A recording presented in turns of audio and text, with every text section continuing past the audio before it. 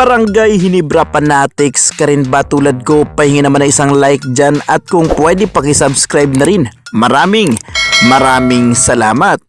Napakagandang balita. Ginebra fans ay talagang matutuwa sa report na ito. Tatapusin na ng Barangay Ginebra ang Rain or Shine sa Game 6 samantalang Coach Yenggiao tinanggalan ng yabang habang itong import ng Rain or Shine na si Jalen Johnson nawala bigla ang kanyang angas.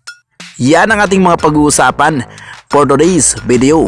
So mga busing, kagabi natapos na nga ang sagupaan Game 5 Barangay Ginebra versus Rain or Shine Elasto Painters. Napakagandang laban mga busing. Talaga namang hindi man lang pinahabol o pinalamang ng Barangay Ginebra ang Rain or Shine. Gigil na gigil si Justin Brownlee. Kita naman natin na talagang porsigido talaga silang lahat na manalo. Napakaganda ang performance na ipinakita bawat isa.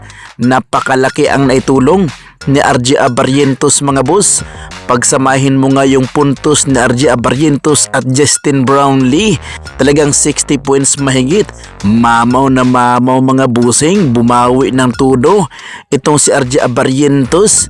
Kung natatandaan natin, nung ito'y natalo nakaraang bakbakan ay 8 points lamang ang kanyang naitala. Pero kagabi, monster performance mala Justin Brownlee. Ganda rin ng mga ipinapakita ng ibang mga players kagaya na lamang ni Troy Rosario. Mamaw din si Stephen Holt ay kahit papaano maganda pa rin. Nandyan rin si Ralph na talagang napakaganda ang kanyang improvement sa ngayon mga busing. Halos lahat naman ng mga players ng Barangay Ginebra ay maganda, tulong-tulong kung baga. Kaya nakuha nilang talunin at nakalamang na sila ngayon sa series. 3 na ang panalo ng Barangay Ginebra. Isa na lang ang kailangan kunin. Makapasok na sila sa finals habang ang Rain or Shine ay nanatiling 2. Kaya sa Game 6 na ito ay panigurado magandang bakbakan dahil si Tim Kun ay hindi pa rin nagkumpiyansa. Ayon sa kanya ay mananatili pa rin daw umanong uhaw ang Barangay Ginebra sa pagkapanalo. Kaya hindi ito nagsasalita kung kaya ba nilang tapusin ang kanila lang. Gawin nila ang dapat gawin. Kaya tutukan natin, humble pa rin si CTC habang si Coach Yenggiao tinanggalan ng yabang. Ang angas kasi nito nung in-interview na sa kanila nga daw umano ang momentum. Hindi pa nagsimula ang bakbakan. Panigurado maganda nga daw ang ipapakita ng kanyang kupunan. Pero tingnan mo naman yung resulta. Barangay Ginebra ang nagwagi sa bandang dulo. Samantalang si Jalen Johnson nagyabang din ito.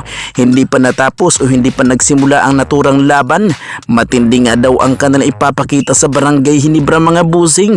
Talagang ilang paso nga daw umano niya. Pero pagdating sa dulo sila ang nilampaso ng Barangay Ginebra. Kayo mga boss, sino kaya ang makalusot o tatapusin na kaya ng Barangay Ginebra ang Rain or Shine sa Game 6? Magkomento kayo sa baba at pag-uusapan natin.